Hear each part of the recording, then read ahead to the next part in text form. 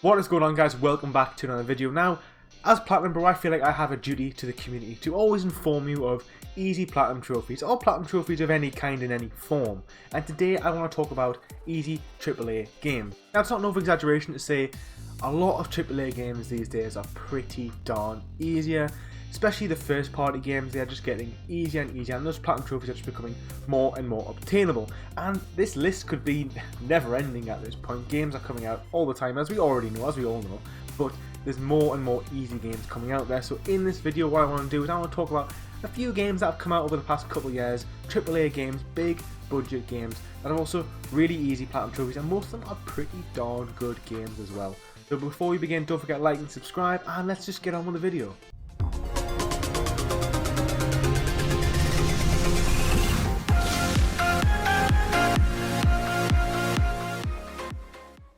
Now, just to start things off in a really confusing fashion, I'm actually going to talk about a pack of games that is actually 3 games, and that is the Spyro Reignited Trilogy. This game came out a couple of years ago, and it reimagined Spyro. It brought him from the PlayStation 1 era to the PlayStation 4 era, and you join Spyro on his first 3, his main games, as he battles Nasty Nork, Ripto, and whoever the bad guy for the third one is that I can't really remember.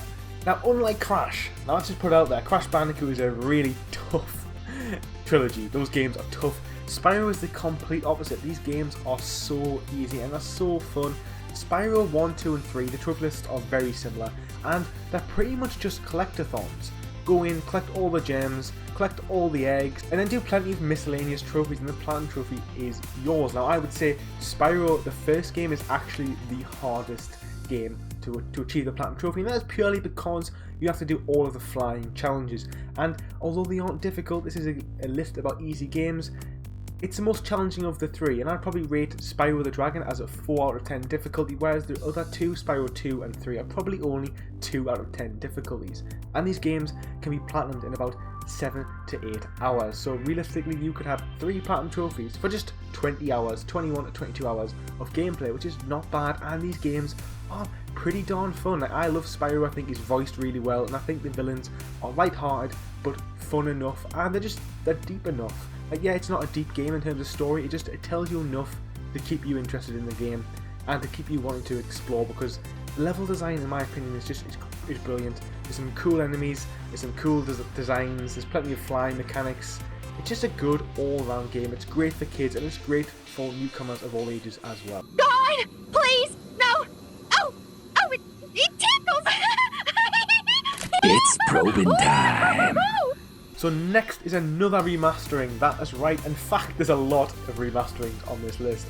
And next is Destroy All Humans, that came out in 2020. It is the remake of the PS2 game a long time ago, where you play as Cryptosporidium and you just fight loads of dumb humans, because apparently we are all really dumb, which I don't think I actually disagree with.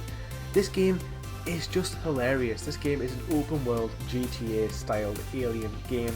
It was, when it came out in the PS2 era, there wasn't many games like it. Yes, the PS4 generation has been the generation of the open world game, but this is a little bit different. You only go to maybe 5 or 6 locations, which are all pretty close and small areas, but they are open world. You can mess about and just have a great time. There's only about 25 story missions, each quite different, where you're either sneaking into bases, abducting people, or killing big bosses, doing stuff with your flying saucer. There's enough variation to keep you interested in this game. The game's pretty short. The platinum trophy, in fact, will only take you around 15 hours. All you really got to do is finish the game, upgrade some of your saucer and some of your upgrades, and then do the challenge modes. The challenge modes just involve like destruction waves, racing, and they aren't too bad. In fact, yes, the racing challenges can be quite frustrating, and especially in the last area, it takes a little bit of practice. It probably took me an hour to finish the last race of practice, but the rest of them are really, really easy.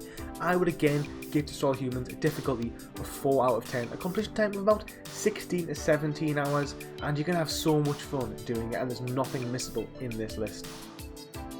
Okay, I wasn't going to include this game because I feel like it's been covered to death, and that is God of War, probably one of the best games on PlayStation 4. It definitely is in my top 3 or 4 best games on the PlayStation 4. For a lot of people it is their best game, and I can totally see why. Kratos is completely reimagined this new story about him and his son Atreus as they venture through the world and they face the Norse gods instead of the Greek gods. It's kind of like a soft reboot that isn't really a reboot, it's kind of a sequel but with different gods, and it works really well. This game is awesome, guys. It's a story driven game.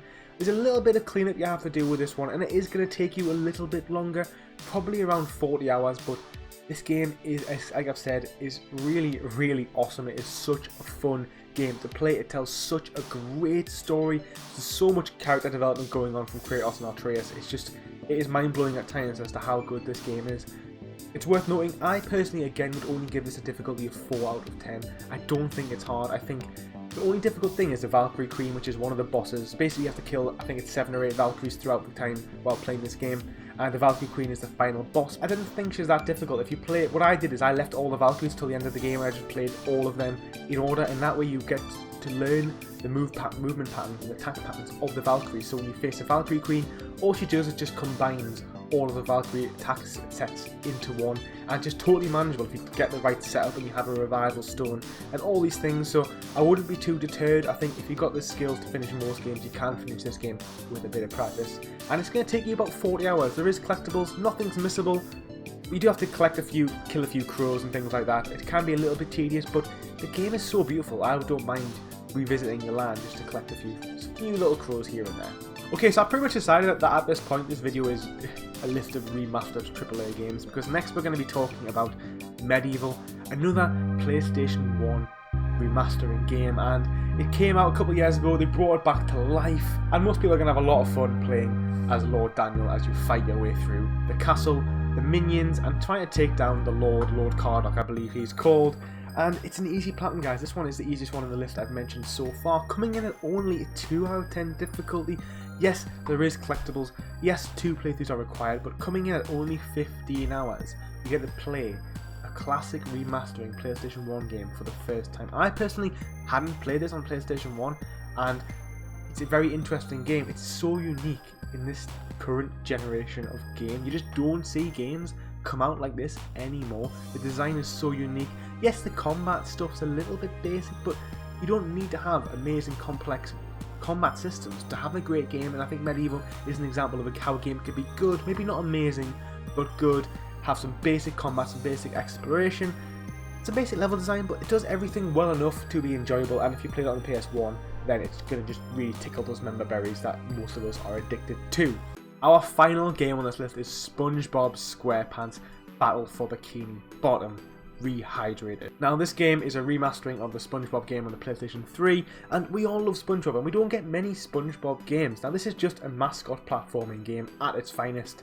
You take control of one of the weirdest but yet one of the most loved kids cartoon characters of all time, with his little posse of Patrick and Sandy, and you just experience Bikini Bottom, and you make your way through this game in one playthrough only. Yes, there's a bit of grinding, there's a bit of leveling up to do. You gotta look out for those pesky golden spatulas and those socks. But even still, with all of that, the game is only 10 hours to platinum.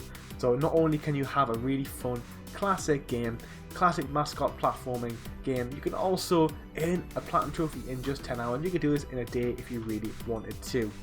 And there you have it, guys. There was 5 easy AAA games that you can play right now, and you can earn 5 platinum trophies. In fact, no, you can earn 7 platinum trophies because you can earn 3 from the Spyro Trilogy. I would really recommend all of these games. 4 of them are all really short, coming in less than 20 hours, one of which being God of War. Is just such an iconic game. Most of you have probably already played this one, but if you really haven't, I really urge you to do it. It is a great game, great story with a great trophy list. Yes, a lot of these games are remasters, but most of them are coming from the PlayStation 1 to PlayStation 2 time period, and that's when I think games should be getting remastered. I don't really always necessarily want to see a PS3 to PS5 remaster, but a PS2 to PS4, we've come so far from PlayStation 2 to PlayStation 4 that games are like different. They're not just remasters up to HD, they're actually completely rebuilt. And I think when you look at Medieval and SpongeBob, you can really see that a lot of love has gone into rebuilding these classic games. Thank you so much for watching, guys. Let me know down below if you're going to be playing any of these games or if you already have any of these platinum trophies. Thanks so much for watching and take it easy.